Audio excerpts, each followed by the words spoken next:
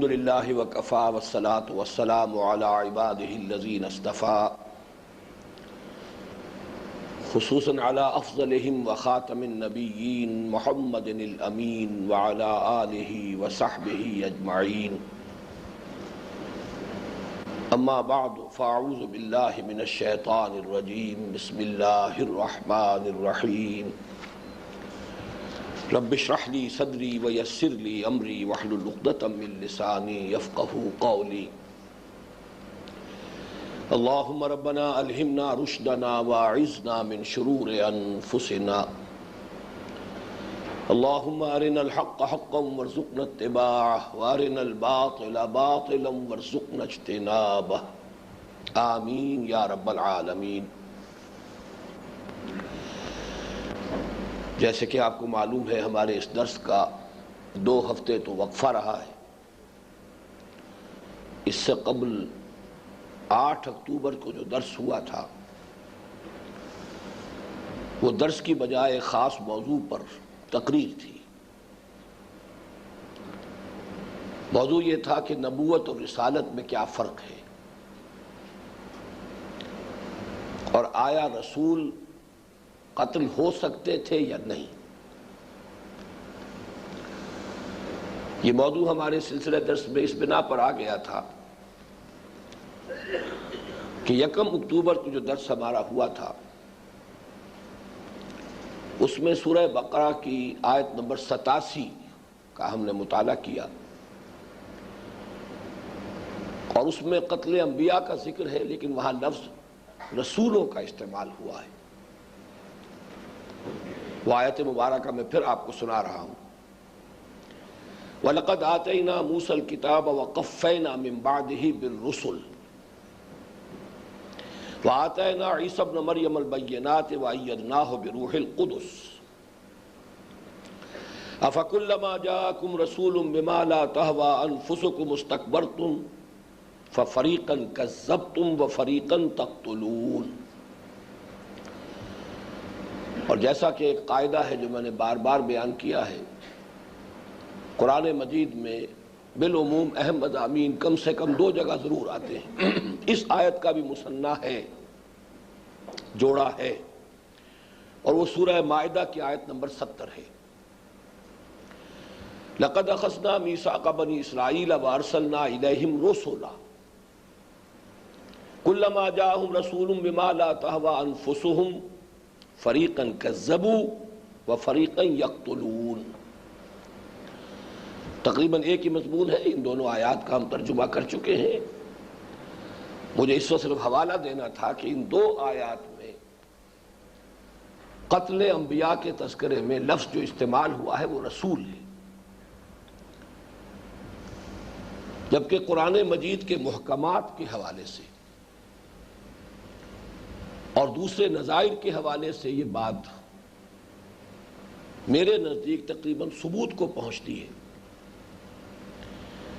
کہ نبی تو قتل ہوتے رہے ہیں، رسول کوئی قتل نہیں ہوا، بلکہ حکمت قرآنی کا جو بھی مسئلہ سامنے آتا ہے اس کی روح سے رسول قتل نہیں ہو سکتا تھا۔ یہ ماضی کا صیغہ میں اس لیے جان بوجھ کر استعمال کر رہا ہوں کہ اب حضور صلی اللہ علیہ وسلم کے بعد نبوت اور رسالت کا سلسلہ ختم ہو چکا ہے، تو ہمیں کوئی ایسے الفاظ بھی استعمال نہیں کرنے چاہیے کہ جن سے اس میں کسی طرح کا کوئی شبہ وارد ہو۔ رسول قتل نہیں ہو سکتے، یہ نہیں ہو سکتے تھے۔ اس حوالے سے پھر میں نے مناسب سمجھا کہ اس موضوع پر میری رائے جن دلائل پر مبنی ہے اسے میں تفصیل کے ساتھ یہاں ریکارڈ کرا دوں، اس لیے کہ اب اس سلسلہ درس میں میں چاہتا ہوں کہ جو بھی میرا غور و فکر ہے، سوچ بچار ہے، جو نتائج ہیں اس کے وہ میں منتقل کر دوں، تاکہ بعد میں جو طالبان علم ہے قرآن حکیم کے ان کے لیے غور کا موقع ہو، مواد ہو، میرے دلائل سامنے آ جائیں، اس کے بعد غور و فکر کریں، سوچ بچار کریں، اپنی رائے قائم کریں۔ چونکہ یہ وقفہ خاصا طویل پڑا ہے درمیان میں، تو میں بہت ہی اختصار کے ساتھ ان نکات کا اعادہ کر رہا ہوں جو ہم پہلے پڑھ چکے ہیں۔ لیکن چونکہ ایک تو مجھے احساس ہوا کہ چند اور نکات اہم ہیں کہ جن کو اس میں شامل ہو جانا چاہیے، یہ میرا خود اپنا داخلی احساس تھا۔ پھر بعض حضرات کی طرف سے کچھ سوالات آئے۔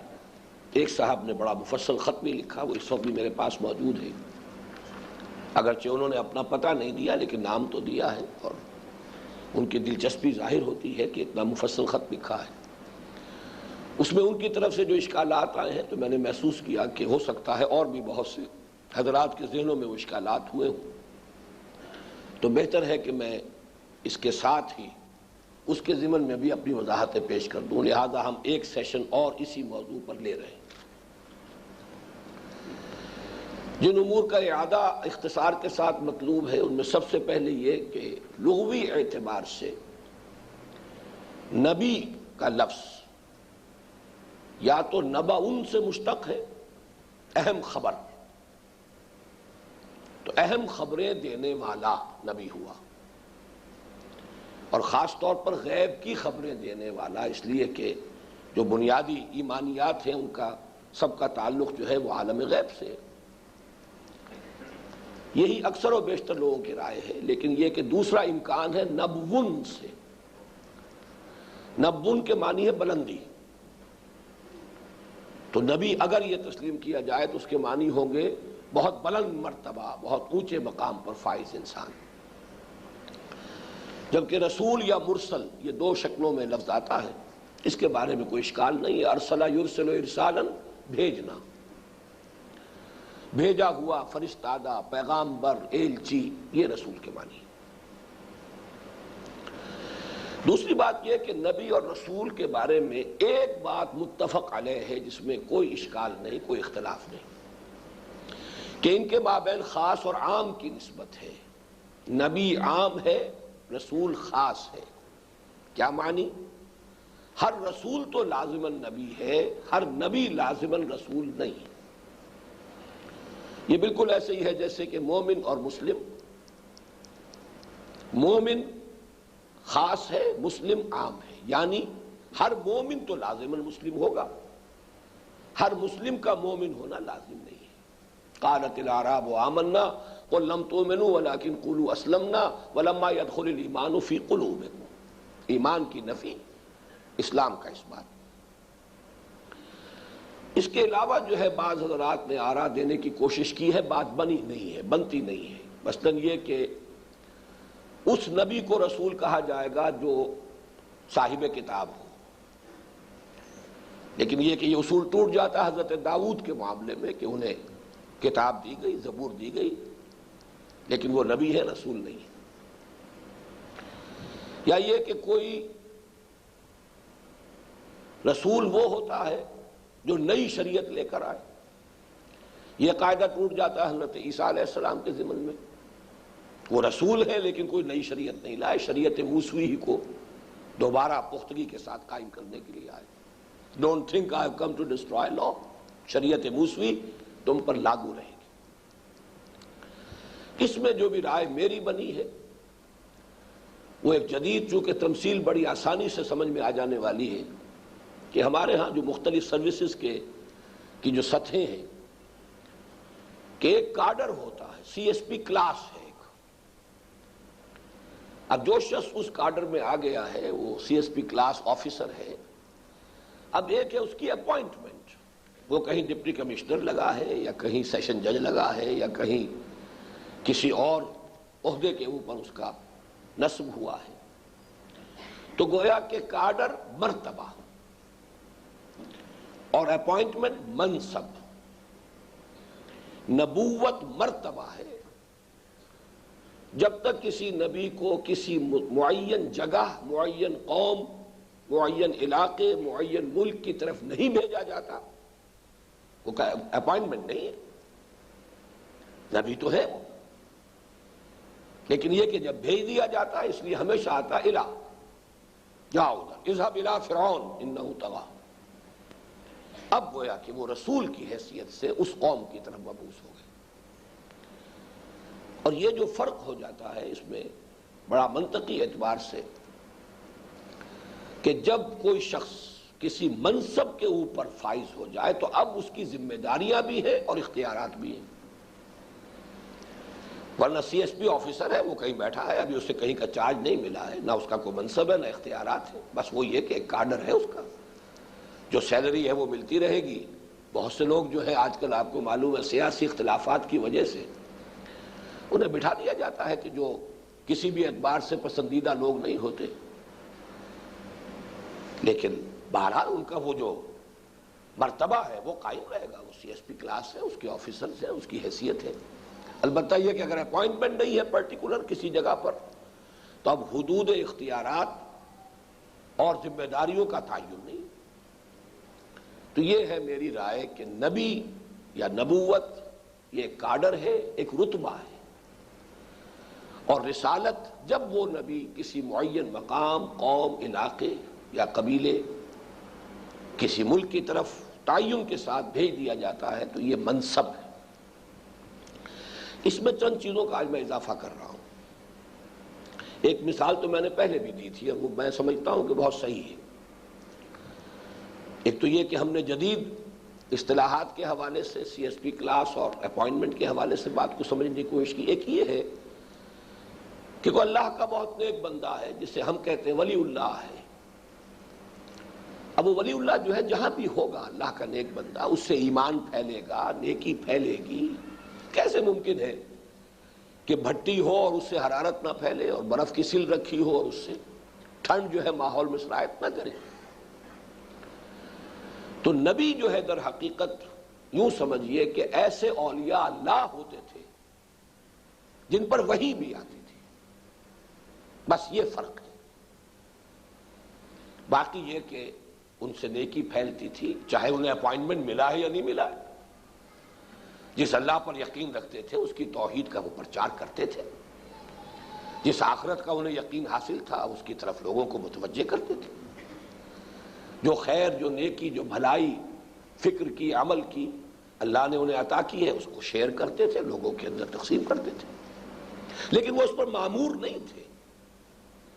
مامور من اللہ معین طور پر وہ ہوتا ہے رسول، اور پھر اس کا معین ہو جاتا ہے کہ اس کے پاس جا کر اتمام حجت قائم کرو. چنانچہ یہ ذرا تین فرق نوٹ کیجئے.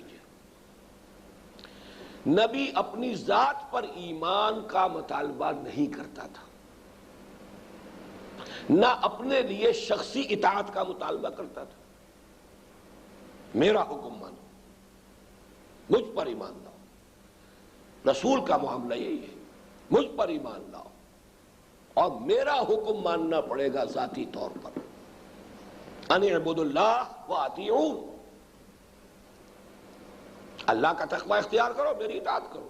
پرسنل اطاعت رسول کی لازم، اس لیے کہ وہ تو اب نمائندہ ہے اللہ کا، اپوائنٹڈ ہے. اس حوالے سے اس کی اطاعت اللہ کی اطاعت، اور اس کی اطاعت سے سرتابی اللہ کے خلاف بغاوت. سیدھی سیدھی بات. جبکہ جیسا کہ میں نے عرض کیا انبیاء کا معاملہ یہ نہیں ہے.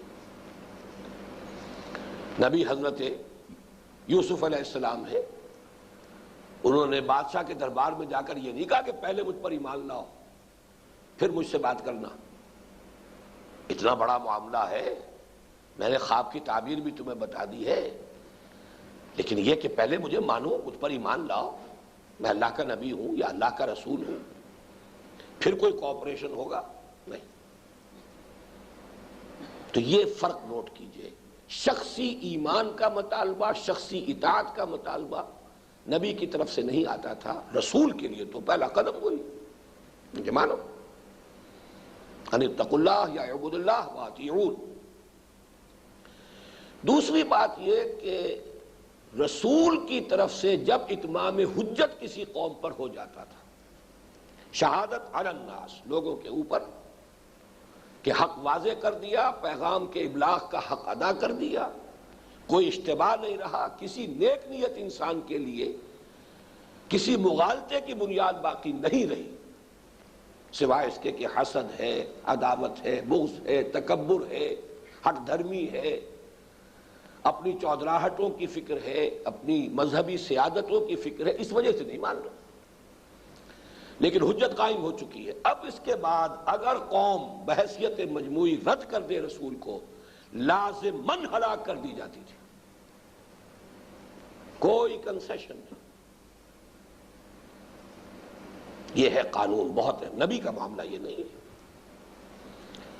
نبی جیسا کہ میں نے عرض کیا اس ولی اللہ کی طرح ہے، بیٹھا ہے اپنے معاشرے میں، جس میں صلاحیت ہے وہ کسب فیض کر رہا ہے، جس میں خیر کی قبولیت کا مادہ ہے ان تک خیر خود بخود پہنچ رہا ہے۔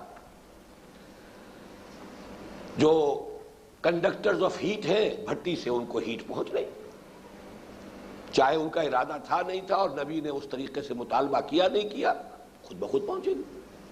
بیڈ کنڈکٹر میں نہیں پہنچے گی، لیکن بیڈ کنڈکٹر بھی پڑے رہیں گے، نبی چلے جائیں گے۔ یہ نہیں ہے کہ ان کے اوپر ہلاک عذاب استیصال آ جائے گا اور ان کے اوپر اللہ کی طرف سے جو ہے وہ آخری تباہی والا عذاب آئے گا، نہیں۔ لیکن رسولوں کے باب میں سنت اللہ یہ رہی ہے۔ رسول چونکہ اپوائنٹڈ ہے اسی قوم، اسی قبیلے، اسے ملک کی طرف، اس نے اتمام حجت کا حق ادا کر دیا ہے، حجت قائم کر دی ہے۔ اب بھی اگر قوم نے بحیثیت مجموعی اسے رد کر دیا ہے تو وہ آخری سزا ایکسٹرمینیشن، ایسے کر دیے گئے جیسے کبھی تھے ہی نہیں، کَأَلَّمْ يَغْنَوْا فِيهَا، جیسے کہ یہاں آباد تھے ہی نہیں۔ لا یرا الا مساکنہم، اب ان کے مسکن نظر آ رہے ہیں، یہاں کبھی رہتی تھی کوئی قوم، نام و نشان مٹ گیا۔ قطع دابر القوم الذین ظلموا، اس ظالم قوم کی جڑ کاٹ دی گئی، اکھاڑ دی گئی۔ یہ تعبیرات ہیں مختلف۔ عذاب استیصال، اصل کہتے ہیں جڑ کو، جڑ سے اکھیڑ دیں۔ چنانچہ یہ جو آپ مکی صورتوں میں دیکھتے ہیں، حضرت نوح کی قوم کا جو حشر ہوا، حضرت ہود کی قوم کا جو حشر ہوا، حضرت صالح کی قوم کا جو حشر ہوا، یہ جو دو بستیاں تھیں سدوم اور عامورہ کی جس کی طرف حضرت لوط بھیجے گئے، پھر یہ کہ مدین کا جو علاقے کا حشر ہوا جہاں حضرت شعیب بھیجے گئے، آل فرعون کیوں غرق کیے گئے، یہ قاعدہ کلیہ۔ رسول کا رد کر دینا یہ ناقابل معافی جرم ہے، جبکہ نبی کے ساتھ ایسا معاملہ نہیں۔ اسی کا پھر منطقی نتیجہ یہ ہے کہ جب وہ بھٹی دہکتی تھی، آخری جو ہے کلیش حق و باطل کا انتہا کو پہنچتا تھا، تو ظاہر ہے کہ اب نبی اگر ہے تو مغلوب بھی ہو سکتے ہیں، مقتول بھی ہو سکتے ہیں۔ رسول وہ قتل نہیں ہو سکتے، وہ تو اللہ کے نمائندے ہیں۔ یوں سمجھیے جیسے کسی شخص کا یونیفارم میں قتل ہو جانا، جیسے آج کل کراچی میں اہلکار قتل ہو رہے ہیں، ایک ہے کسی عام شہری کا قتل ہو جانا، وہ اور بات ہے۔ یونیفارم میں کوئی شخص ہے، چاہے وہ پولیس کا ہے، فوج کا ہے، اس کا قتل کر دینا، اس کے اور اس کے درمیان زمین و آسمان کا فرق ہے۔ تو رسول تو چونکہ وہاں پر اللہ کا نمائندہ، یہ سفیر کے قتل کے مانند ہے۔ کسی مملکت کا سفیر قتل کر دیا جائے تو گویا کہ اعلان جنگ ہے۔ یہ تو سلطنت روما کے ساتھ جو جنگ شروع ہوئی ہے، وجہ کیا تھی؟ حضور کے ایک نامہ بر کو شہید کر دیا گیا۔ رومی سلطنت کا باج گزار تھا وہ شخص جس نے شہید کیا، لہذا حضور نے فوج کشی کی، جنگ موتا ہوئی، پھر جنگ تبوک، سفر تبوک کہہ لیجیے۔ تو یہ تین نکات ہیں، جبکہ نبی قتل بھی ہو جاتے ہیں۔ حضرت یحییٰ علیہ السلام قتل ہو گئے، حضرت زکریا علیہ السلام قتل ہو گئے۔ اس کے لیے میں نے جو تین آیات، تین مقامات کا حوالہ، اب یہ میں کہہ رہا ہوں محکم، یہ تین مقامات قرآن کے محکمات میں سے ہیں۔ کہیں اگر کوئی اور بات آ گئی ہے تو اس کی تعویل ان کی بنیاد پر کی جائے گی۔ سورہ مجادلہ کی آیت نمبر 21 میں فرمایا کتب اللہ لاغلبن انا ورسلی، اللہ نے لکھ دیا ہے میں اور میرے رسول تو لازماً غالب آ کر رہے ہیں۔ اور یہ کتبہ کا جو زور ہے، لکھ دیا، طے کر دیا، نو گوئنگ بیک، نو ایکسیپشن۔ اسی طریقے سے وہی بات پھر اصول دیکھیے، اہم مضامین کم سے کم دو جگہ ضرور ہوں گی۔ وَلَقَدْ سَبَقَتْ كَلِمَتُنَا لِعِبَادِنَا الْمُرْسَلِينَ إِنَّهُمْ لَهُمُ الْمَنْصُورُونَ وَإِنَّ جُنْدَنَا لَهُمُ الْغَالِبُونَ۔ یہ بات تو ہماری پہلے سے طے شدہ ہے۔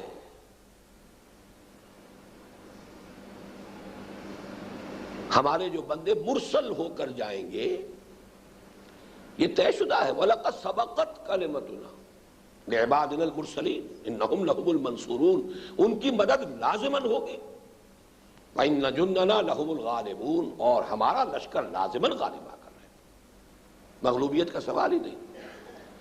اضافی بات سمجھیے کہ یہی انداز ہے سورہ قمر میں حضرت نوح علیہ السلام کی جب فریاد تھی، جب انہوں نے دیکھا میری قوم تو مجھے اب مغلوب کیے دے رہی ہے، انی مغلوب فانتصر، اے اللہ میں تو مغلوب ہوا چاہتا ہوں، بس انتقام لے، بدلہ لے ان سے۔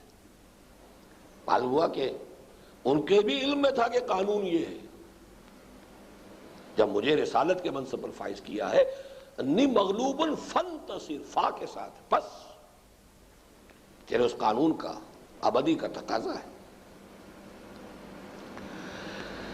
اس کے علاوہ جو اصل میں جو ایک مستقل بحث جو ہے وہ یہ ہے کہ جہاں بھی قتل قطعی کا ذکر ہے، اس لیے کہ یہ دونوں آیتیں جو میں نے آج بھی پڑھی ہیں ان میں فعل مضارع استعمال ہوا ہے، تقتلون یقتلون، فعل مضارع میں حتمیت نہیں ہوتی، قطعیت نہیں ہوتی، جبکہ عربی زبان میں فعل ماضی کے اندر قطعیت، فَفَرِيقًا كَذَّبْتُمْ یہ ماضی ہے، وَفَرِيقًا تَقْتُلُونَ۔ ایک امکان ہے کہ یہاں پر کہا جائے کہ یہاں پر کنتم کو محذوف مانا جائے، لیکن اس کے لیے بھی دلیل موجود نہیں ہے، اس لیے کہ دوسری آیات جو میں آپ کو سنا رہا ہوں جس میں قطعیت کے ساتھ ذکر ہے، وہاں پر ہر جگہ پر آپ دیکھیں گے کہ لفظ نبی آیا ہے، رسول نہیں آیا۔ سورۃ البقرہ کی آیت نمبر 61 جو ہے وہ ہم پڑھ چکے ہیں، وَضُرِبَتْ عَلَيْهِمُ الذِّلَّةُ وَالْمَسْكَنَةُ وَبَاءُوا بِغَضَبٍ مِّنَ اللَّهِ ذَلِكَ بِأَنَّهُمْ كَانُوا يَكْفُرُونَ بِآيَاتِ اللَّهِ وَيَقْتُلُونَ، اب یہاں کانو پہلے سے شامل ہے، وَيَقْتُلُونَ النَّبِيِّينَ بِغَيْرِ الْحَقِّ، یہاں نبی کا لفظ ہے، ذَلِكَ بِمَا عَصَوْا وَكَانُوا يَعْتَدُونَ۔ اس کا مثنیٰ سورہ آل عمران کی آیت نمبر 112، ضربت علیہم الذلۃ وانما سوقفوا الا بحبل من اللہ وحبل من الناس وباؤوا بغضب من اللہ وضربت علیہم المسکنہ ذلک بانہم کانوا یکفرون بآیات اللہ ویقتلون الانبیاء بغیر حق ذلک بما عصوا وکانوا یعتدون۔ یہاں کانو پہلے ہے موجود، کانو یکفرون بآیات اللہ، لہذا اگلے مضارع کے ساتھ یہ کانو جو ہے بالکل جو سمجھیے کہ ایک منطقی تقاضے کے طور پر خود بخود آ رہا ہے، جبکہ وہاں شکل یہ ہے کہ پہلا وہ کانو کے ساتھ نہیں بلکہ وہ تو فعل ماضی مطلق ہے، فَفَرِيقًا كَذَّبْتُمْ وَفَرِيقًا تَقْتُلُونَ، اور فَفَرِيقًا كَذَّبُوا وَفَرِيقًا يَقْتُلُونَ۔ تو اس اسلوب کو بھی ذہن میں رکھیے۔ پھر 3 آیات اور ہیں جس میں قتلہم الانبیاء کا لفظ آیا ہے۔ آل عمران کی آیت نمبر 21 میں بھی فرمایا ان الذین یکفرون بآیات اللہ ویقتلون النبیین بغیر حق ویقتلون الذین یامرون بالقسط من الناس فبشرهم بعذاب الیم۔ اسی سورہ مبارکہ کی آیت نمبر 181 میں فرمایا لقد سمع اللہ قول الذین قالوا ان اللہ فقیر ونحن اغنیاء سنکتب ما قالوا وقتلهم الانبیاء بغیر حق۔ سورۃ النساء کی آیت نمبر 155، اصل میں تو یہ مثنیٰ یہ ہے، آل عمران 181 اور نساء 155 یہ مثنیٰ ایک دوسرے کا۔ فَبِمَا نَقْضِهِمْ مِيثَاقَهُمْ وَكُفْرِهِمْ بِآيَاتِ اللَّهِ وَقَتْلِهِمُ الْأَنْبِيَاءَ بِغَيْرِ حَقٍّ وَقَوْلِهِمْ قُلُوبُنَا غُلْفٌ، یہاں سب میں ہر جگہ آپ دیکھ رہے ہیں کہ لفظ نبی آ رہا ہے۔ حکمت کے اعتبار سے ذرا گہرا مقام ہے سورہ آل عمران میں، جہاں حضرت یحییٰ اور حضرت عیسیٰ علیہ السلام کا معاملہ آتا ہے۔ حضرت یحییٰ کی تمام صفات، ان کے مکارم، ان کے مقامات کا تذکرہ یہاں ختم ہو جاتا ہے، وَنَبِيًّا مِّنَ الصَّالِحِينَ۔ سائملٹینیس کنٹراسٹ میں حضرت عیسیٰ کا تذکرہ ہوتا ہے تو آگے بات بڑھتی ہے رسولاً الی بنی اسرائیل۔ اور آپ کو معلوم ہے فرق کیا ہے، حضرت مسیح کو انہوں نے قتل کرنے کی کوشش کی، اللہ نے زندہ اٹھا لیا، وہ رسولاً الی بنی اسرائیل تھے، وہ قتل نہیں ہو سکتے. حضرت یحییٰ کو قتل کرنے کی کوشش کی، اللہ نے نہیں روکا، قتل کر دو. یہ جو فرق و تفاوت ہے، اور یہ میں آپ کو پہلے بتا چکا ہوں کہ وہ عام اور خاص کی جب میں نے بات کہی تھی تو اس میں ایک اور قاعدہ جو ہے مفسرین کے نزدیک کہ یہ عام اور خاص کے الفاظ جو ہوتے ہیں جوڑوں کی شکل میں، یہ جب ایک جگہ پر آئیں گے تو ان کا مفہوم لازماً مختلف ہوگا. جب علیحدہ علیحدہ مقامات پر آئیں گے تو ایک دوسرے کی جگہ استعمال ہو سکتے ہیں. مومن مسلم کی جگہ، مسلم مومن کی جگہ استعمال ہو سکتا ہے، علیحدہ علیحدہ اکیلے اکیلے آ رہے ہیں. لیکن جہاں آئیں گے بالکل سامنے ایک وقت سائملٹینیسلی، وہاں لازماً اذا اجتمعا تفرقا واذا تفرقا اجتمعا. علیحدہ علیحدہ ذکر ہے تو ان کا مفہوم ایک ہو سکتا ہے، مترادفین کے طور پر استعمال ہو سکتے ہیں. لیکن یہ کہ اگر ایک جگہ آئے ہیں تو لازماً کوئی سائملٹینیس کنٹراسٹ ہے، کوئی فوری تقابل ہے، وہاں پہ فرق پیش نظر ہوگا. اس موضوع پر میرے نزدیک پھر وہی بات ہے، حکمت قرآن کے اعتبار سے سورہ نساء کی آیات 157 158 بہت اہم ہے. ابھی میں اس کو آپ کو سنا بھی چکا ہوں، 155 سے یہ بات چلتی ہے. کیونکہ آپ کو معلوم ہے کہ قرآن حکیم میں یہود اور نصارہ پر جو علیحدہ علیحدہ چارج شیٹ ہے وہ تو آئی ہے سورہ بقرہ میں یہود پر مفصل جو ہم پڑھ رہے ہیں آج کل، اور نصارہ پر، عیسائیوں پر سورہ آل عمران میں تفصیل سے. پھر سورہ نساء، سورہ مائدہ میں ان دونوں کو مجموعی طور پر یا اہل الکتاب، وہاں پھر دیکھنا پڑتا ہے کہ اہل الکتاب میں سے یہاں کون سے گروپس کے بارے میں گفتگو ہو رہی ہے، لیکن عموماً وہ اجتماعی طور پر بات ہوتی ہے یا اہل الکتاب. جبکہ سورہ آل عمران میں آپ نے دیکھا کہ وہ تقریباً 3 رکوع جو ہے وہ تمام جو ہے وہ حضرت مسیح علیہ السلام نصارہ سے متعلق گفتگو ہے. جبکہ سورہ بقرہ میں ہم دیکھ رہے ہیں یا بنی اسرائیل اذکروا نعمتی التی انعمت علیکم، یا ایھا الذین ہادوا، وہاں بات اس سے ہوگی. یہاں جو ان کا قول نقل ہوا ہے وَقَوْلِهِمْ إِنَّا قَتَلْنَا الْمَسِيحَ عِيسَى ابْنَ مَرْيَمَ رَسُولَ اللَّهِ،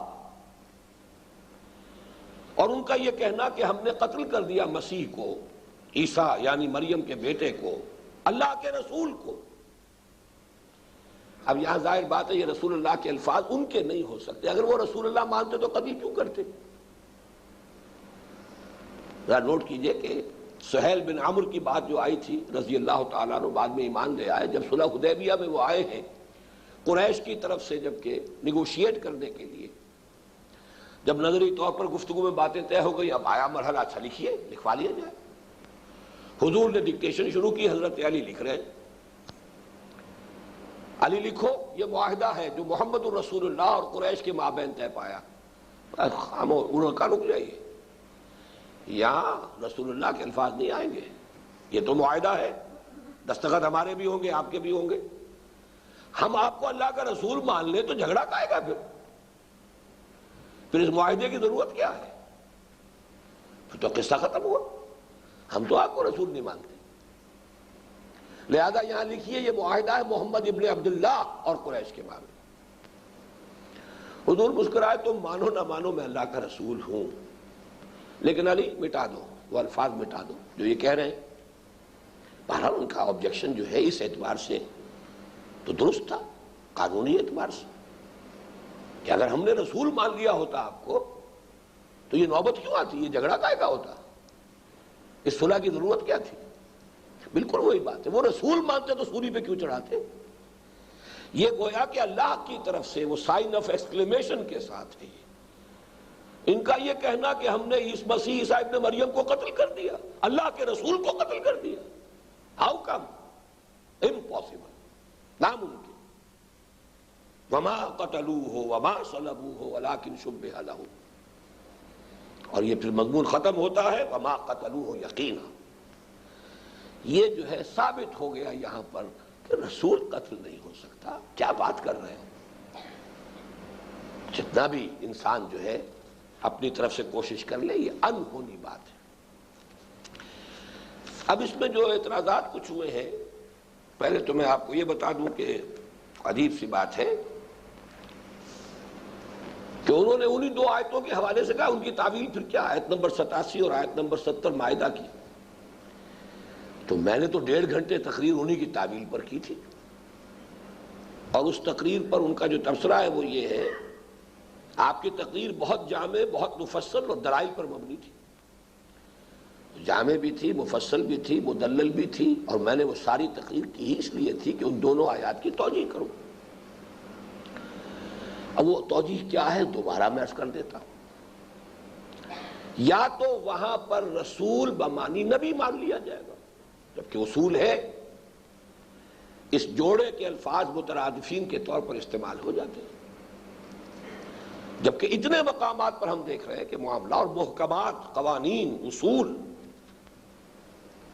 لاغلبن انا ورسلی، اس حوالے سے ہم وہاں مانیں گے، جبکہ یہ متفق علیہ بات ہے کہ یہ دونوں الفاظ ایک دوسرے کی جگہ استعمال ہو سکتے ہیں، اور وہاں پر وہ سائملٹینیس کنٹراسٹ موجود نہیں ہے، اکیلا اکیلا لفظ آیا ہے۔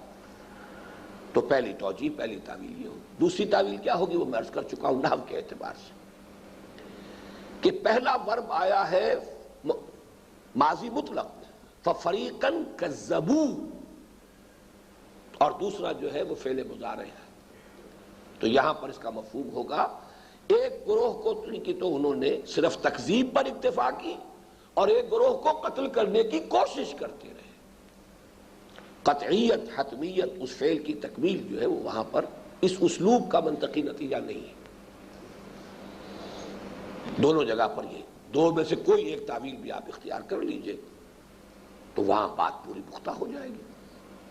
باقی ان کے کچھ اور جو میں نے عرض کیا تھا کہ بعض جو اس کے پیریفرل ایشوز کو ہو سکتے ہیں، میں ان کا بھی آپ کے سامنے وضاحت کر دیتا ہوں۔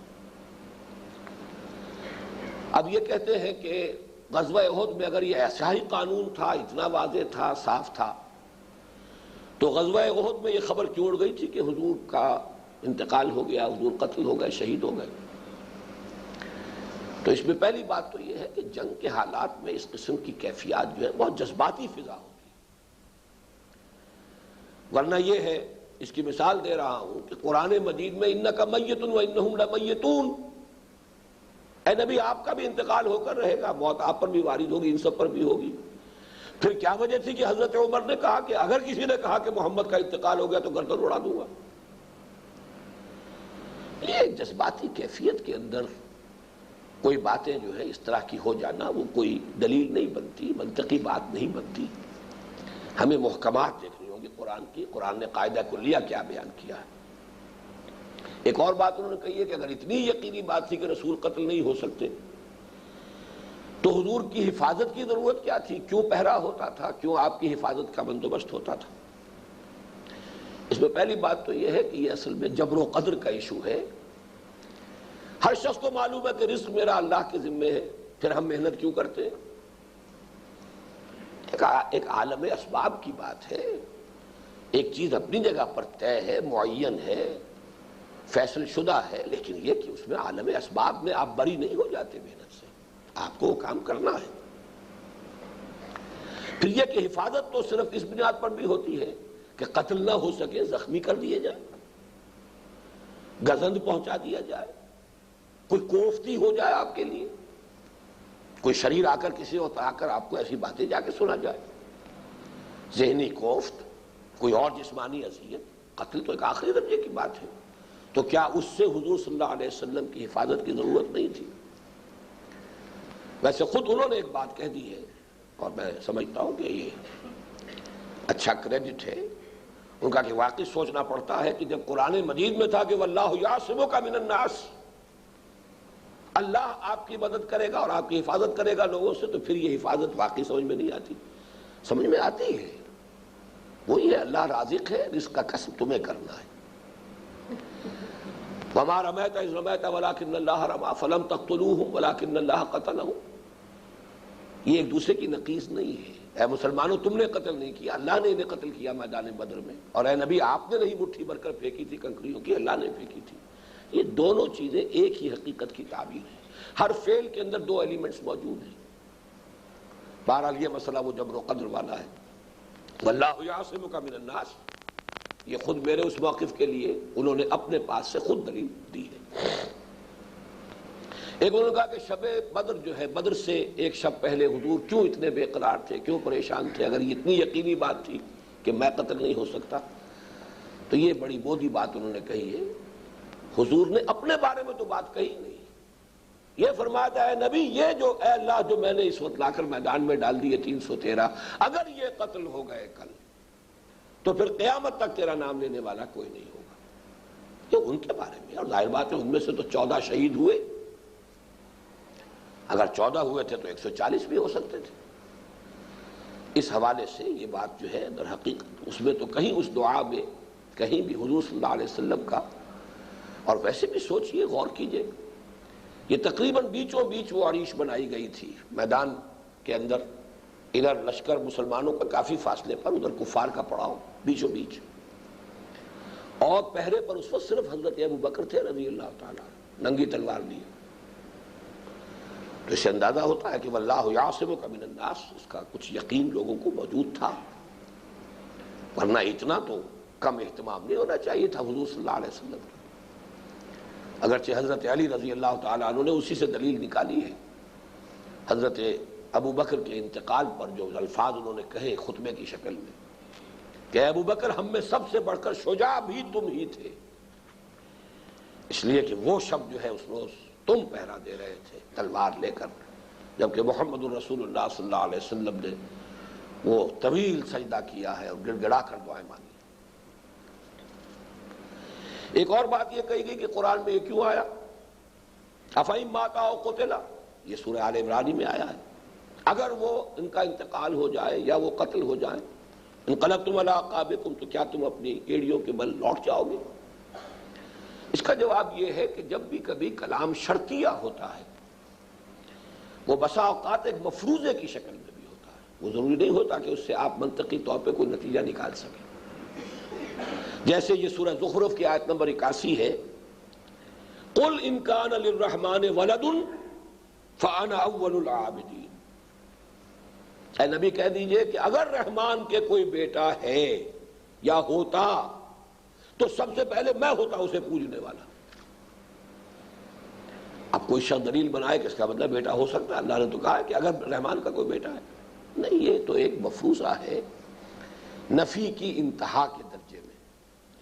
تو جہاں پر بھی کلام شرطیہ ہے اس سے یہ نتائج جو ہے نکالنے ضروری صحیح نہیں۔ اس میں آخری بات جو ہے میں اس کا اضافہ کر رہا ہوں، چونکہ جب ساری باتیں آ گئیں، ہمارے لیے بڑی غور طلب بات یہ ہے کہ حضور کی کس قدر خواہش تھی، لَوَدِدْتُ أَنْ أُقْتَلَ فِي سَبِيلِ اللَّهِ ثُمَّ أُحْيَا ثُمَّ أُقْتَلَ ثُمَّ أُحْيَا ثُمَّ أُقْتَلَ، میری بڑی خواہش ہے کہ اللہ کی راہ میں قتل ہو جاؤ اور پھر مجھے زندہ کیا جائے ایک مرتبہ، پھر اللہ کی راہ میں قتل، پھر زندہ کیا جائے، پھر قتل، یہ لذت مجھے ملے۔ مشرف گرچہ شد جامی ز لطفش، خدایا کرم بارے دیگر کن، بار بار مجھے یہ لذت ملے اللہ کی راہ میں قتل ہونے کی۔ ایسی خواہش، اتنی شدید خواہش اللہ کے نبی کی، اللہ کے رسول کی، اللہ کے خلیل کی، اللہ کے حبیب کی۔ کوئی تو قاعدہ کلیہ ہے، کوئی تو روک ہے، کوئی تو چٹان کھڑی ہوئی ہے اللہ تعالیٰ کی ابدی قانون کی، ابدی قانون، اٹل قانون، جس میں کوئی تبدیلی نہیں ہو سکتی۔ کہ آپ کی خواہش اپنی جگہ، آپ کا ذوق شہادت اپنی جگہ، لیکن یہ کہ لن تجد لسنت اللہ تبدیلا ولن تجد لسنت اللہ تحویلا، یہ ہمارا قانون اٹل ہے، اس میں کوئی تبدیلی نہیں ہوگی۔ اب یہ باتیں تو ہو گئی وہ کہ جو اس خط کے حوالے سے تھی، چند چیزیں جن کا میں اضافہ کرنا چاہتا ہوں، بلکہ ان میں سے ایک صاحب نے توجہ دلائی تھی درس کے بعد۔ چونکہ رسول کی ڈیفینیشن میں نے بار بار یہ الفاظ استعمال کیے اور آج بھی کیے ہیں، معین قوم، معین جگہ، معین شہر، معین ملک کی طرف اپوائنٹمنٹ، جیسا کہ ہمارے انسانی کلام کے اندر یہ کوتاہیاں اور یہ خلا اور لیکیونا رہ جاتے ہیں۔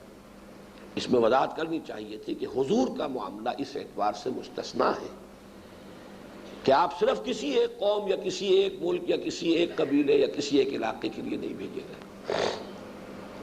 لیکن اس میں بھی اچھی طرح سمجھ لیجئے، یہ باتیں ہمارے دروس میں آتی رہی ہیں، اب اس مضمون کے حوالے سے یہاں بھی نتھی ہو جائیں تو کوئی حرج نہیں۔ حضور 2 بعثتوں کے ساتھ مبعوث ہوئے، ایک آپ کی بعثت خصوصی الی اہل العرب، اور ان میں سے بھی بنی اسماعیل اصلاً، اور عرب جو تھے تابع تھے ان کے، جو کہ ثقافت، کلچر، تہذیب، تمدن اور زبان میں دوسری قومیں چاہے عرب میں آباد تھی، یہودی اور عیسائی، وہ اس سے علیحدہ گروپ ہے۔ یہ امیین ہے، هو الذی بعث فی الامیین رسولا منہم، خود بھی انہی میں سے ہیں، انہی کے لیے بھیجے گئے۔ بنیادی آپ کی بعثت جو ہے وہ در حقیقت انہی کے لیے، یہ ہے آپ کی اصلی بعثت، بنیادی بعثت، اساسی بعثت، اور اس بعثت کی تمام ذمہ داریاں آپ نے خود بنفس نفیس پوری کی۔ دوسری بعثت ہے آپ کی عمومی، کافۃ للناس بشیرا ونذیرا، پوری نوع انسانی کی۔ لیکن یہ بعثت جو ہے یہ اس کے تقاضے بالواسطہ پورے ہونے تھے امت کے ذریعے سے، اور چونکہ امت کے ذریعے سے وہ اتمام حجت کبھی اس درجے کا نہیں ہو سکتا جس درجے کا اتمام حجت رسول خود کرتا ہے، رسول کرتے تھے کہنا چاہیے۔ پھر رسول کی شخصیت ابو ڈاؤٹ، اور کون انسان ہوگا جس کی شخصیت ابو ڈاؤٹ ہو جائے، کردار کے اعتبار سے، شخصیت کے اعتبار سے، پھر معصومیت ان کی، لہذا کسی اور کے ذریعے سے اتمام حجت اس درجے کا نہیں ہو سکتا۔ یہی وجہ ہے دیکھیے کہ حضور کے مشن کی تکمیل کے مرحلے میں آ کر جہاں تک مشرکین عرب کا تعلق تھا، امیین کا، انہیں رعایت نہیں دی گئی، اگر وہ ایمان نہیں لائے تو قتل کر دیے جائے۔ سورہ توبہ کی ابتدائی 6 آیات ان کے لیے اتری، براءۃ من اللہ ورسولہ الی الذین عاہدتم من المشرکین، اے مسلمانوں تم نے جو بھی معاہدے کیے تھے ان مشرکین سے، آج اللہ کی طرف سے اعلان برات ہو رہا ہے۔ اور آخری الٹیمیٹم ہے، ویسے 2-3 کیٹیگریز علیحدہ علیحدہ وہاں بیان کی گئی ہیں، حاصل سب کا یہی ہے، کسی کا کچھ تھوڑی سی رعایت کے ساتھ، وقت مہلت کے اعتبار سے،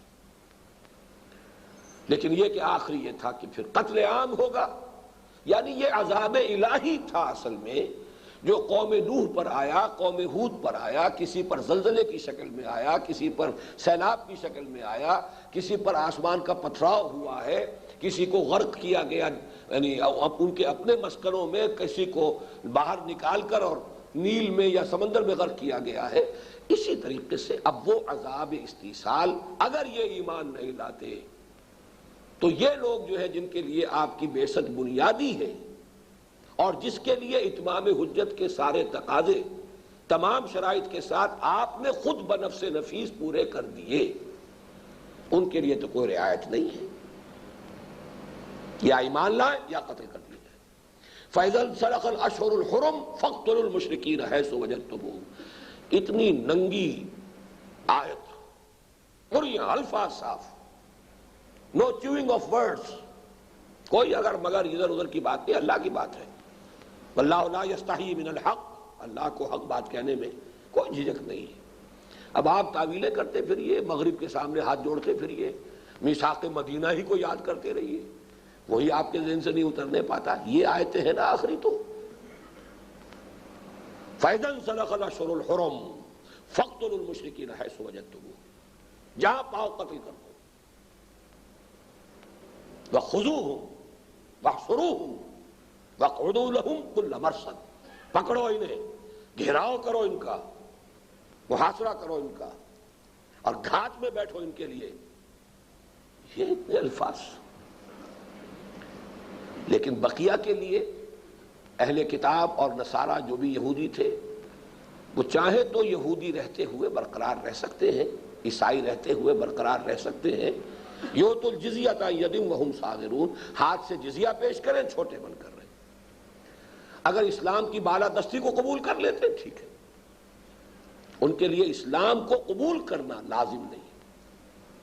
یہ فرق اسی وجہ سے کہ حضور اصلاً بھیجے گئے، هو الذی بعث فی الامیین رسولا منہم، انہی میں سے تھے آپ انہی کے لیے، آپ کی اصل بعثت انہی کے لیے تھی، اس کی ساری ذمہ داریاں آپ نے بنفس نفیس پوری کی، اتمام حجت آخری درجے میں ہو گیا۔ لہذا کوئی رعایت نہیں، نو کنسیشن، یا اسلام یا تلوار باقیوں کے لیے۔ اور یہی وہ بات ہے پھر کہ جو خلافت راشدہ میں ہم دیکھتے ہیں، یہ صرف اہل کتاب، قرآن مجید میں تو تذکرہ یہود اور نصارہ کے درجے میں ہے صرف اسی سورہ توبہ کے اندر، لیکن پھر اسی پر قیاس کیا گیا ایران کے مجوسیوں کو۔ پوری دنیا کا یہی رہا ہے۔ خلافت راشدہ میں جب فوجیں نکلتی تھی جہاں جاتی تھی، ایمان لے آؤ ہمارے برابر کے بھائی، برابر کے حقدار، تمہاری جان مال عزت آبرو جائیدادیں ہر چیز چوں کی توں برقرار رہے، یہ نہیں چھوٹے رہو، اسلام کی بالادستی قبول کرو، مجوسی ہو، عیسائی ہو، یہودی ہو، جو ہو، ہندو ہو، پارسی، جو چاہو رہو، بالادستی اسلام کی، لا آف دی لینڈ اسلام کا ہوگا، دین اللہ کا ہوگا غالب۔ وہ حدیث بھی جو ہم نے اللہ کے فضل و کرم سے ان دنوں بہت عام کی ہے کہ آخری وقت بھی جب یہ معاملہ آئے گا، یہ معاملہ ختم ہونے والا نہیں ہے، پوری دنیا مسلمان نہیں ہوگی آخری دور میں بھی، جبکہ عالمی خلافت کا نظام قائم ہو جائے گا۔ حضرت مقداد رضی اللہ تعالی عنہ کی روایت کے الفاظ یہی ہیں، لا يبقى على ظهر الارض بیت وبر ولا مدر الا ادخله الله کلمۃ الاسلام بعز عزیز وذل ذلیل، اما يعزهم الله فيجعلهم من اهلها واما يذلهم فيدينون لها۔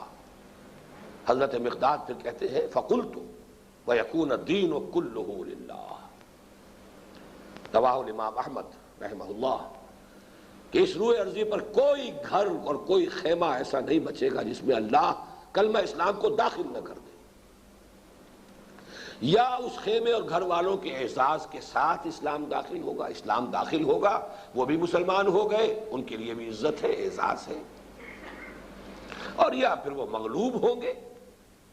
جب مغلوب ہو گئے تو اسلام بھی ان کے گھر میں مانن تو چلا گیا، داخل ہو گیا، وہ مغلوب ہے، ان کے اوپر ان کے گھر میں بھی اسلام غالب ہے، لیکن یہ کہ وہ محروم رہ جائیں گے۔ اور یذلہم فیدینون لہا، اس کی اطاعت کرنی پڑے گی، ماننا پڑے گا۔ اس سے مراد یہی ہے کہ لا آف دی لینڈ جو ہے وہ تو لازماً اسلام کا ہوگا۔ یہ دو شکلیں اس وقت بھی رہیں گی، کسی کو جبراً مسلمان نہیں کیا جائے گا، ہاں جو اسلام لے آئیں گے ان پر اسلام کا قانون نافذ کیا جائے گا، وہاں جبر ہوگا۔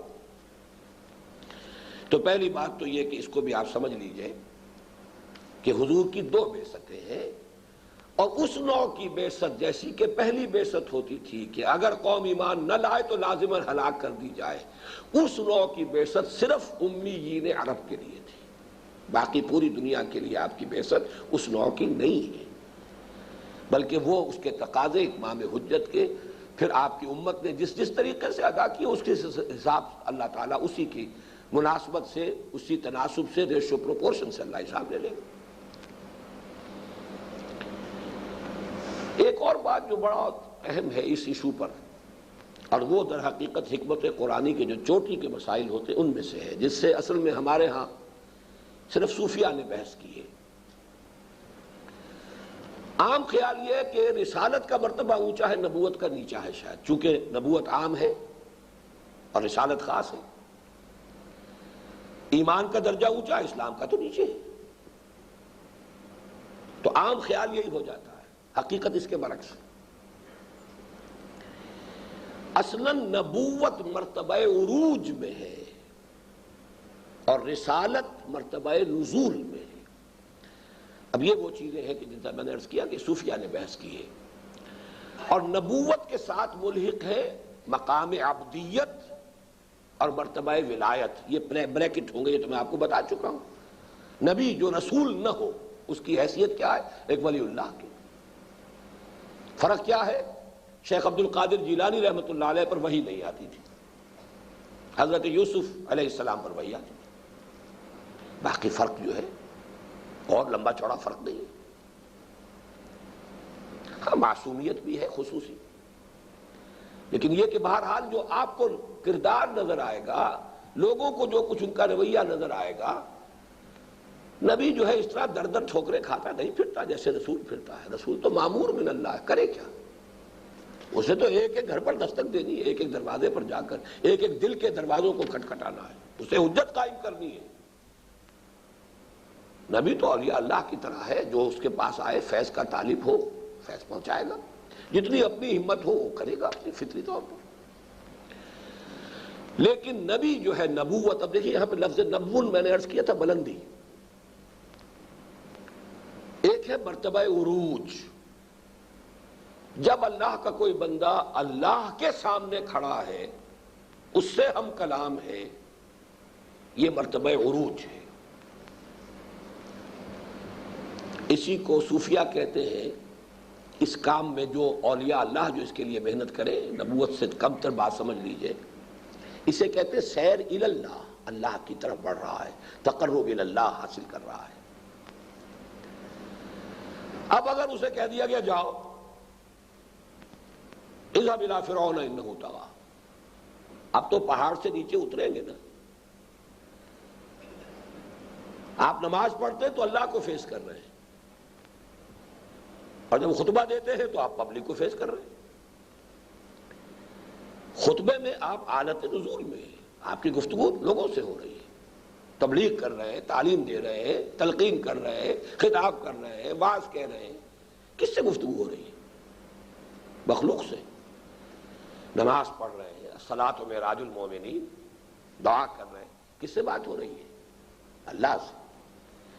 وہاں وہ انائے صغیر انائے کبیر سے مخاطب ہے، یا وہ انسانوں سے مخاطب ہے۔ اس پر پھر گفتگو ہوئی ہے، اور یہ میں بیان بھی کر چکا ہوں سورۃ الانشراح کے ضمن میں۔ یہ بہت بھاری مرحلہ ہوتا ہے اصل میں نبی کے لیے، ہوتا تھا۔ کہاں وہ کیفیت بیٹھے رہے تصور جانا کیے ہوئے، کہاں کوہ طور پر اللہ سے مخاطبہ و مکالمہ ہو رہا ہے، کہاں حکم ہو دیا جاؤ،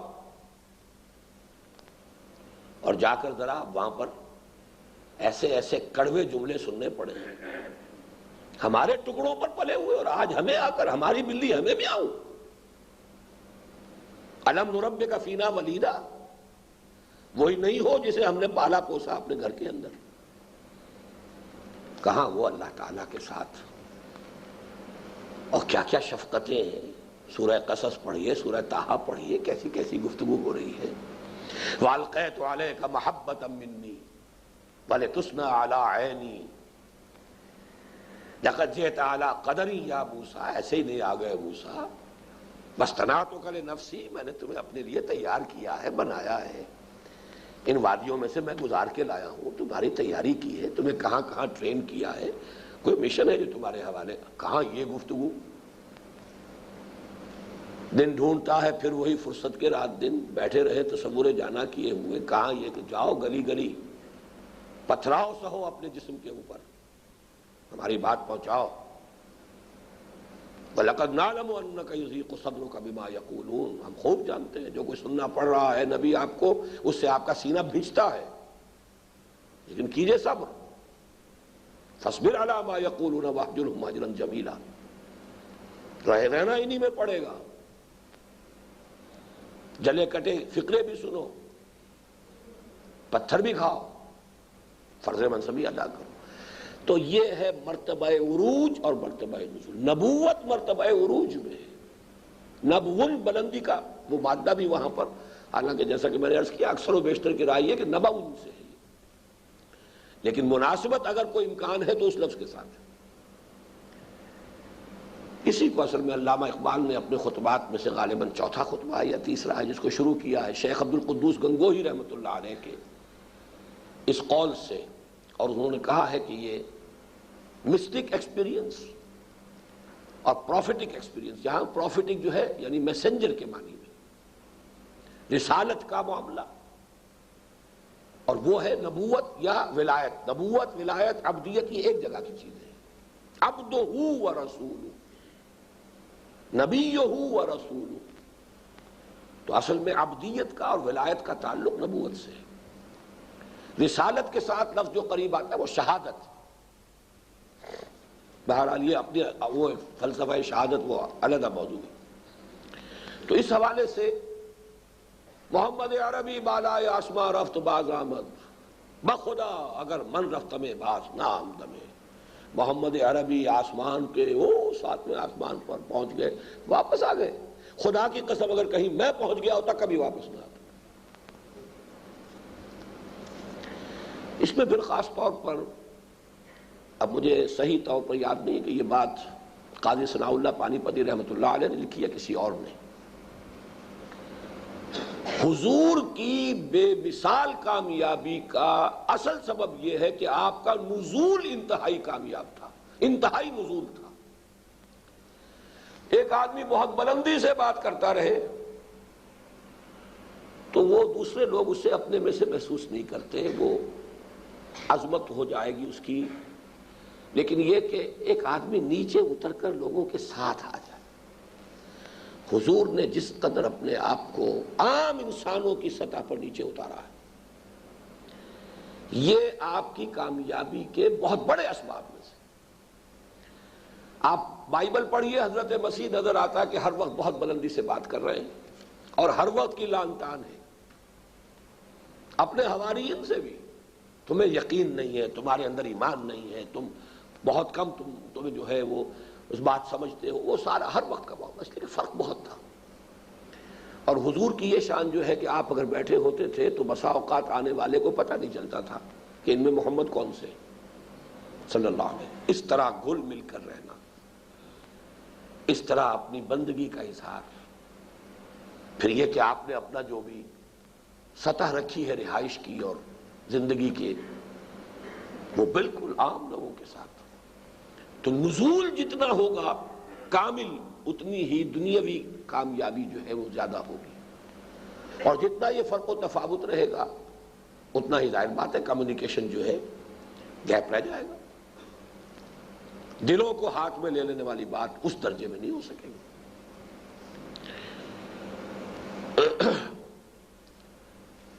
اس کو جو بہترین مثال دی ہے مولانا روم نے اس عروج اور نزول کی، وہ بھی میں آپ کو بتا دوں، اور یہ سورہ مزمل اور سورہ مدثر کی ابتدائی آیات کے مابین ربط و تعلق یہی ہے۔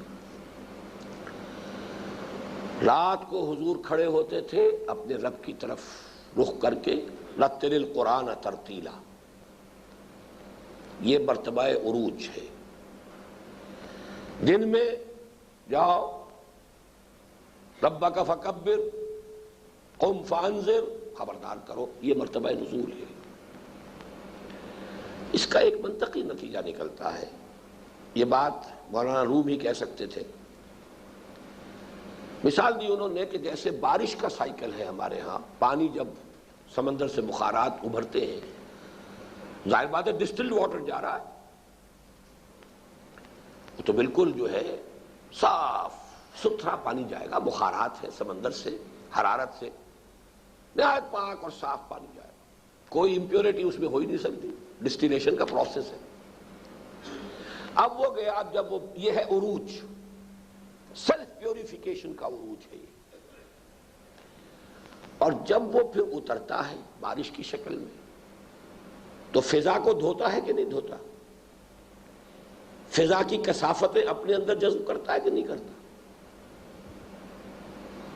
زمین پر گرتا ہے تو زمین کا جھاڑ جھکاڑ لے کر، یہ نالوں میں سے ہو کر جو آپ کے برساتی نالے ہیں ان کو بھی لے کر جاتا ہے اور دریاؤں میں گرتا ہے، دریاؤں سے پھر سمندر میں پہنچ گیا، پھر ڈسٹیلیشن ہو رہی ہے، وہاں سے پھر سیلف پیوریفیکیشن ہے۔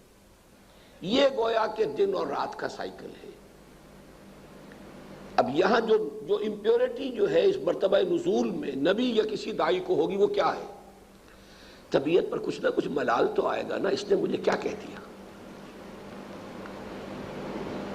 کبھی غصہ بھی آ سکتا ہے، بعض مواقع پہ آیا، غصہ بھی آیا، یہ سب چیزیں کیوں ہو رہی ہیں؟ اگر یہ نزول ہو ہی نہ تو یہ کیفیت آئے گی نہیں، وہ سارے احساسات وہ سب جو ہے جذب ہو رہے ہیں اندر، اس کا ایک رد عمل پیدا ہو رہا ہے، پھر ضرورت ہے کھڑے ہو جاؤ رات کو، اب پیوریفائی کرو اپنے آپ۔ تو یہ عروج اور نزول، عروج اور نزول تسلسل کے ساتھ بہرحال اس وقت میں نے اس موضوع پر جو باتیں تھیں کچھ ایک دلچسپی کے اعتبار سے عرض کر دی ہیں، لیکن اصل کہنا یہ ہے کہ نبوت مرتبہ عروج میں ہے، رسالت مرتبہ نزول میں ہے۔ البتہ یہ صحیح ہے، رسالت خاص ہے، نبوت عام ہے۔ ایک اور کنٹراسٹ نوٹ کیجیے، یہ چیزیں پہلے میں نے بھی کبھی اس طریقے سے، چونکہ اب یہ موضوع بن گیا تھا تو اب تو اس کے چاروں گوشے جو ہو سکتے تھے ان کا مجھے اپنی امکانی حد تک احاطہ کرنا تھا۔ دیکھیے کنٹراسٹ اور نوٹ کیجیے، نبی کا لفظ قرآن مجید میں 43 مرتبہ آیا، اور مرکبات کی شکل میں نبیہم، قال لہم نبیہم، اس طرح سے 80 مرتبہ، لیکن یا ایھا النبی 13 مرتبہ۔ 80 کا تقابل کیجئے 13 مرتبہ، حضور سے قرآن میں خطاب یا ایھا النبی سے 13 مرتبہ ہے، جبکہ نبی کا لفظ اتنا۔ کنٹراسٹ کیا ہے؟ رسول کا لفظ قرآن میں 116 مرتبہ تو آیا مفرد کی حیثیت سے، 335 مرتبہ آیا ہے، یعنی اصل اصطلاح قرآن مجید کی نبوت کا تقابل اگر کریں گے تو 80 اور 335 1 اور 4 کی نسبت ہے۔ رسالت کا ذکر جو ہے 4 گنا ہے نبوت سے، لیکن یا ایھا الرسول صرف 2 مرتبہ آیا قرآن۔ حضور سے جب خطاب ہو رہا ہے، یعنی 15 میں سے یوں سمجھیے کہ یہ اس کے برعکس 1 اور 6 کی نسبت ہے۔ 6 کو 4 سے ضرب دیجئے تو کنٹراسٹ جو ہے 24 گنا 25 گنا کا کنٹراسٹ ہے۔ تو آپ کی اصل حیثیت یا ایھا النبی، یا ایھا النبی، یا ایھا النبی، اس کو جوڑ لیجئے اس کے حوالے سے کہ مرتبہ عروج جو ہے وہ نبوت ہے۔ یا ایھا الرسول، اور عجیب بات ہے 2 مرتبہ ایک ہی صورت میں سورہ مائدہ میں، جو تکمیل رسالت اور تکمیل دین کے اعلان کی صورت ہے۔ یا ایھا الرسول بلغ ما انزل الیک من ربک فإن لم تفعل فما بلغت رسالتہ۔ اس فرق کو بھی اسٹیٹسٹکس کے حوالے سے نوٹ کر لیجیے۔ یہی آپ کو فرق نظر آ رہا ہے جو آیتیں ہم پڑھ چکے ہیں۔ انبیاء کے قتل کا تذکرہ 5 آیتوں میں ہے، جبکہ رسولوں کے قتل کا تذکرہ جو ہے وہ صرف 2 آیتوں میں ہے۔ یہ ایک اور اسی کے حوالے سے نوٹ کر لیجیے۔ اب میں 1-2 باتیں اور کہہ رہا ہوں، ان کو آپ کہہ لیجئے۔ ویسے تو یہ کہ اس پوری بحث کے بارے میں بھی، نبوت و رسالت کے بارے میں، یہ کوئی ایمان اور کفر کا مسئلہ نہیں ہے۔ اس کے باوجود میری رائے سے اختلاف ہو تو ہو، علمی مسئلہ ہے، حکمت قرآنی کا ایک موضوع ہے۔ میں نے اپنی اب تک کی جو بھی سوچ ہے اس کا خلاصہ آپ کے سامنے رکھ دیا ہے۔ اب بہرحال مرحلہ وہی ہے زندگی کا جس میں کہ بات آخری منتقل کرنے والے مرحلے میں ہے، پھر آگے تاکہ لوگ غور کریں۔ پہلی بات تو یہ میری ذاتی رائے ہے، ابھی تک میں نے اسے بہت زیادہ اذعانی انداز میں پیش نہیں کیا، لیکن میرا خیال ہے اور مجھے خاصا وثوق اس پر ہے۔ حضرت ابراہیم علیہ السلام صرف نبی تھے، رسول نہیں تھے۔ ویسے اولو العزم من الرسل میں ان کا شمار ہوتا ہے، لیکن وہاں وہ رسول اور نبی مترادف کے طور پر ہے۔ یہی وجہ ہے پورے قرآن میں، خاص طور پر ان صورتوں میں کہ جن میں سلسلے وار رسولوں کا، ان کی قوموں کا تذکرہ آتا ہے، عذاب کا، حضرت ابراہیم کے قوم پر اس طرح کے عذاب کا کہیں تذکرہ پورے قرآن میں۔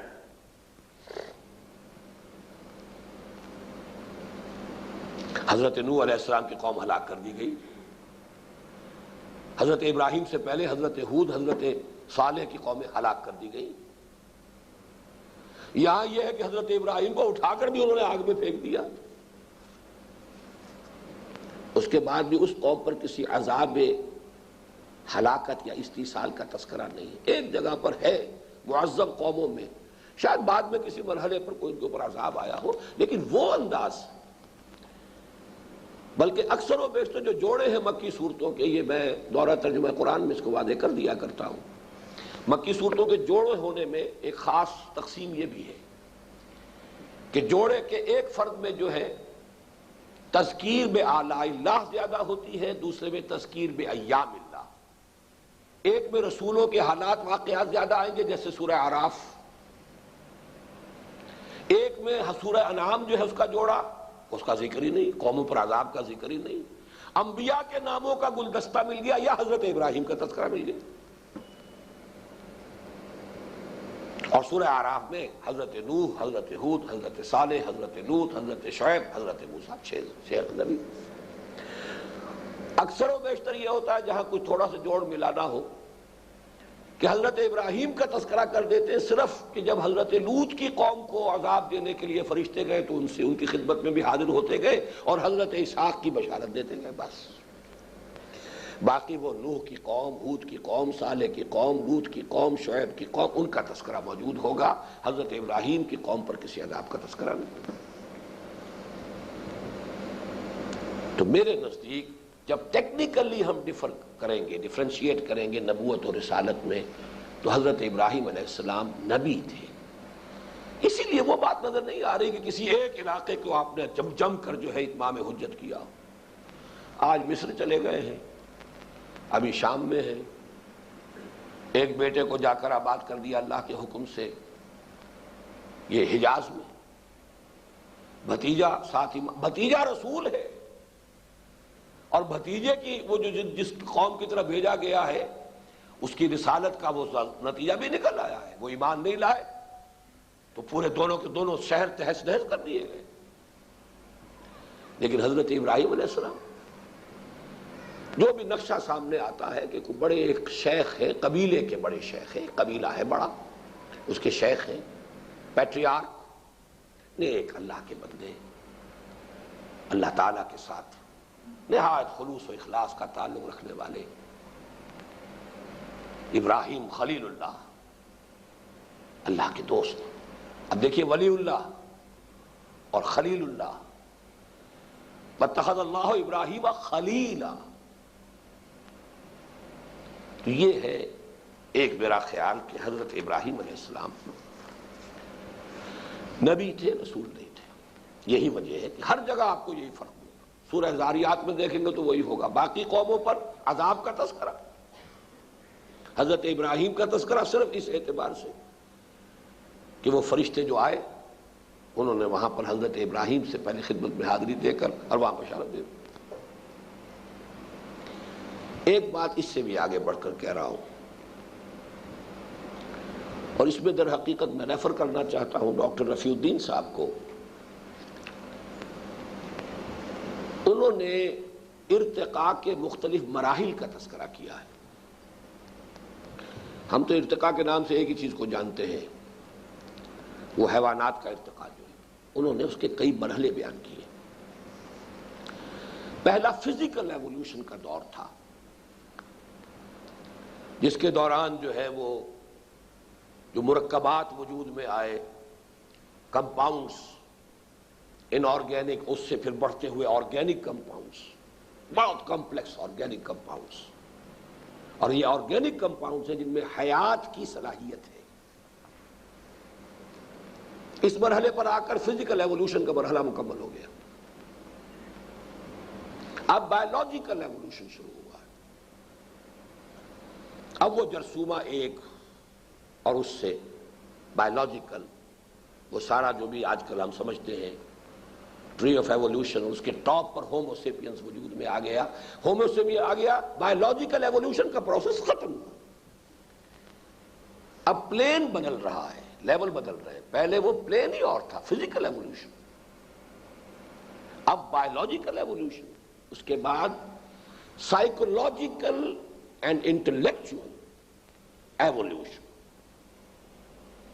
اصل میں یہ میرا اضافہ ہے ڈاکٹر رفیع الدین صاحب کے اس فلسفے میں. انہوں نے اس کو پھر ایک ہی لیا ہے، میں نے دو حصوں میں تقسیم کیا. میرے نزدیک حضرت ابراہیم علیہ السلام پر سائیکولوجیکل اور انٹلیکچوئل ایوولوشن مکمل ہو گیا.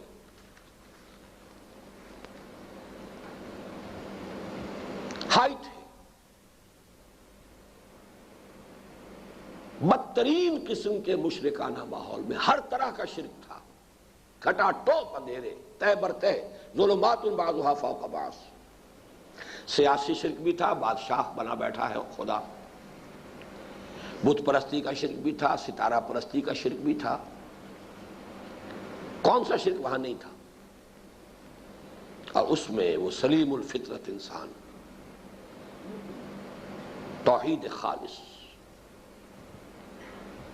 پھر اس توحید خالص پر استقامت، کون سا امتحان تھا جو نہیں آیا؟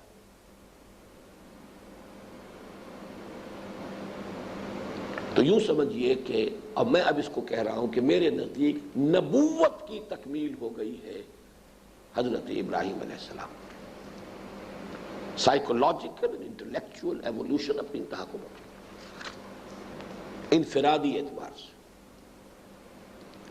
اب رسالت کی تکمیل شروع ہوئی۔ حضرت ابراہیم سے پہلے کسی رسول کا معاملہ یہ نہیں ہوا کہ قوم کے اندر کوئی بھی ترفع پیدا ہوا، قوم ہلاک۔ آپ کے بعد سے اب اس دور کا آغاز ہوا، کچھ بیچ بیچ کی صورت قومیں ختم بھی ہوئیں، لیکن قوموں میں سے کچھ اچھے عناصر بھی نکلے۔ یہاں ایک شعر میں آپ کو سنا دوں، اگرچہ اچھا نہیں ہے انبیاء اور رسول کے تذکرے میں لیکن یہ کہ جو بات میں کہنا چاہتا ہوں شاید کسی اور حوالے سے وہ اتنی واضح نہ ہو۔ نشہ پلا کے گرانا تو سب کو آتا ہے، مزہ تو تب ہے کہ گرتوں کو تھام لے ساقی۔ قومیں ہلاک ہو گئی، ختم ہو گئی، معدود چند لوگ بچ گئے، اب ان سے کوئی اگلی قوم اٹھے گی۔ ایک ہے قوم کو اٹھانا، ابھارنا، بنانا، سنوارنا، یہ عمل ہے جو محمد الرسول اللہ پر اپنے کلائمیکس کو پہنچا۔ رسالت کا کلائمیکس محمد عربی ہے صلی اللہ علیہ وسلم۔ انقلاب برپا کر دیا، نظام تبدیل کر دیا، 20 برس کے اندر کایا پلٹ کر رکھ دی، عقائد بدل گئے، اخلاق بدل گئے، دلچسپیاں بدل گئیں، شب و روز کے نقشے بدل گئے، پورا کا پورا نظام بدل گیا۔ کر کے دکھانا، بدل دینا، محمد الرسول اللہ، رسالت کا کلائمیکس، رسالت کی پوری یوں سمجھیے کہ ایکسفولیشن کہیں اسے، ظہور اس کا کلی ایک سوشل سطح پر، ایک معاشرہ، ایک قوم،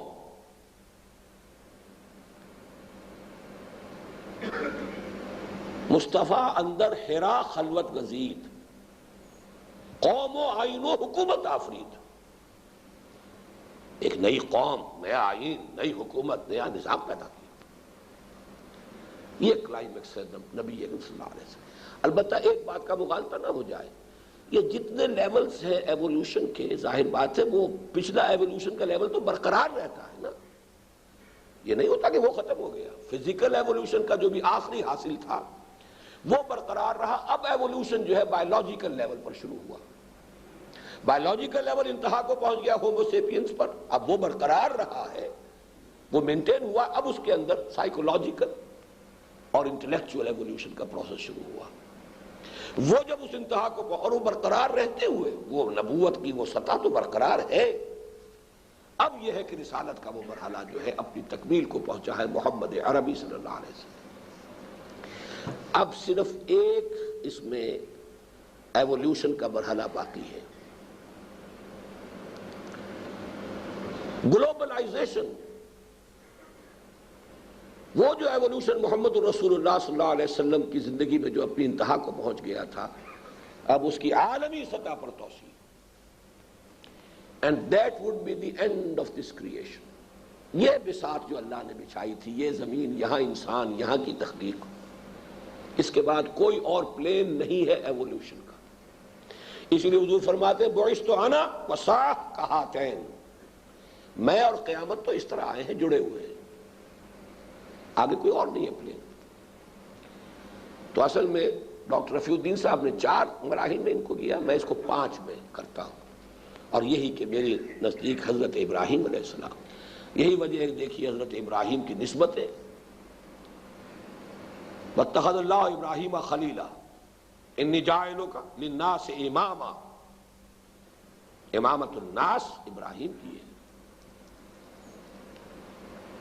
ہمیں درود سکھایا گیا اللہم صلی علی محمد وعلی آل محمد کما صلیت علی ابراہیم وعلی آل ابراہیم انک حمید مجید، اللہم بارک علی محمد وعلی آل محمد کما بارکت علی ابراہیم وعلی آل ابراہیم انک حمید مجید۔ اس مقام اور مرتبے کو سمجھیے۔ ابو الانبیاء، تین نسبتیں، کتنے نبی ان کی نسل میں آئے۔ خلیل اللہ، اور یہ خلیل کا لفظ وہ ہے، یہ بھی نوٹ کر لیجئے، حضور کی ایک حدیث بڑی پیاری ہے، لو کنت متخذا خلیلا لاتخذت ابا بکر خلیلا، اگر میں کسی کو دنیا میں اپنا خلیل قرار دیتا تو ابو بکر کو اپنا خلیل قرار دیتا۔ گویا کہ اس حدیث کا مطلب کیا ہوا؟ اس مقام پر حضور حضرت ابو بکر کو بھی نہیں رکھ رہے، مقام خلت، لو کنت متخذا خلیلا۔ ویسے حضرت ابوذر عام طور پر اپنے طور پر آپ کہا کرتے تھے اوصانی خلیلی، عام طور پر حضرت ابوذر تو حضور کو اپنے خلیل کے اعتبار سے ہی ذکر کرتے تھے، میرے دوست نے مجھ سے یہ کہا ہے، لیکن حضور کا قول یہی ہے، لو کنت متخذا خلیلا لاتخذت ابا بکر خلیلا، اگر میں کسی کو خلیل بناتا تو ابو بکر کو اپنا خلیل قرار دیتا۔ وہ لفظ ہے جو اللہ کہتا ہے وَاتَّخَذَ اللَّهُ إِبْرَاهِيمَ خَلِيلًا، حضور کی نسبت محمد الرسول اللہ، ہر رسول کے ساتھ ذبیح اللہ، نجی اللہ، صفی اللہ، ذبیح اللہ، کلیم اللہ، یہ ہے نا آخر رسالت کی فل ایمبوڈیمنٹ، پوری طریقے سے رسالت کا ظہور، للی ان بلوم، پوری شان و شوکت کے ساتھ رسالت، وہ حضور صلی اللہ علیہ وسلم کا مقام۔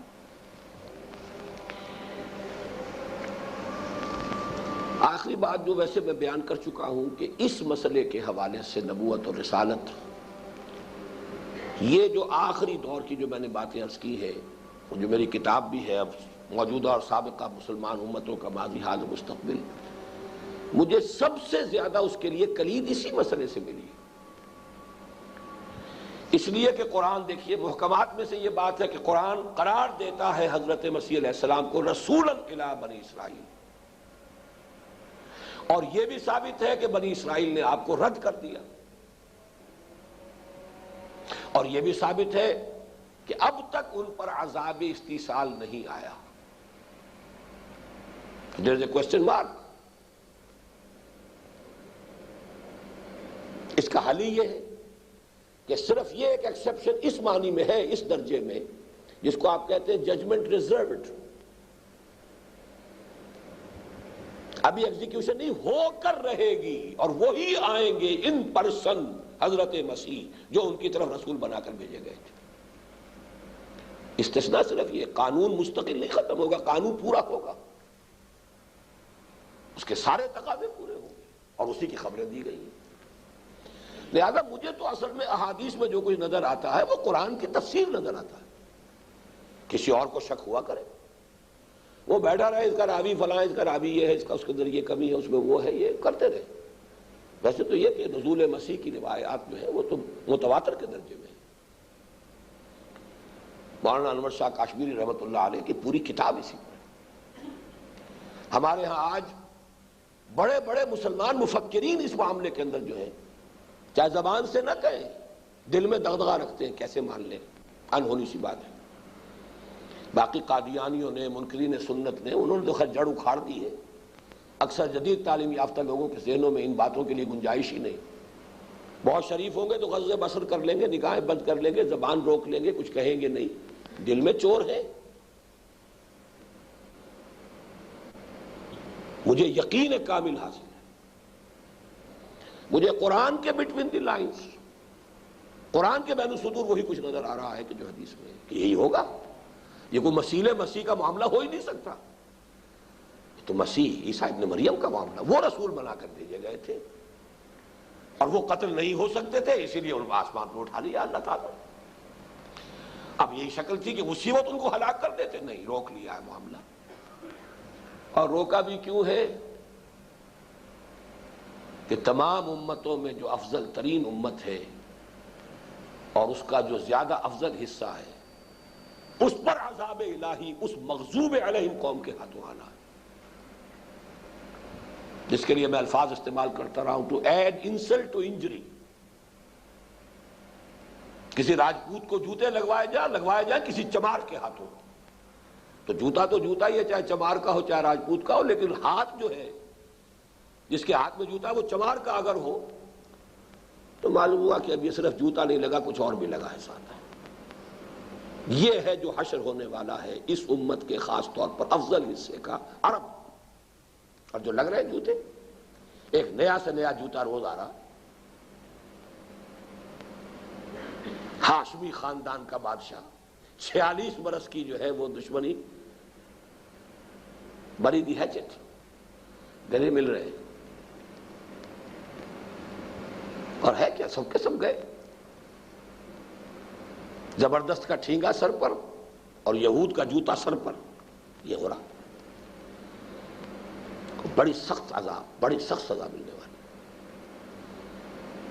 البتہ اس کے بعد پھر ان کی ایکسٹرمینیشن تو ہو جائے گی، گریٹر اسرائیل، گریٹر گریو یارڈ بنے گا، اور بنے گا بھی جان لیجئے جیسے عذاب آتے تھے، سیلاب آتا تھا، کوئی وہ تو اللہ تعالیٰ کی قدرت سے آتا تھا نا۔